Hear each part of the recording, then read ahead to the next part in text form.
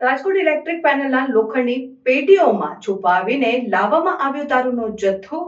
રાજકોટ શહેરમાં દારૂની હેરાફેરી માટે નવો કિમિયો અપનાવવામાં આવ્યો છે, જે પોલીસ દ્વારા ઝડપી પાડવામાં આવ્યો છે.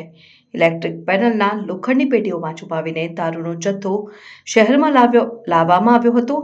રાજકોટ શહેર પોલીસની ક્રાઇમ બ્રાન્ચ ટીમે આ કિમિયાને ઝડપી પાડતા 2472 બોટલ દારૂ જપ્ત કર્યો છે.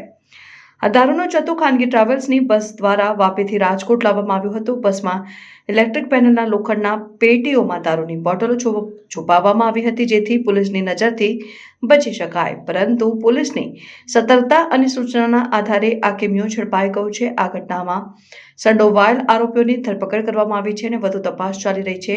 પોલીસ તપાસ કરી રહી છે કે આ દારૂનો જથ્થો કોને પહોંચાડવાનો હતો અને આ કિમિયાના પાછળના મુખ્ય સૂત્રધારો કોણ છે. આ સાથે પોલીસ દ્વારા શહેરમાં દારૂની હેરાફેરી રોકવા માટે સઘન તપાસ અને ચેકિંગ અભિયાન ચલાવવામાં આવી રહ્યું છે.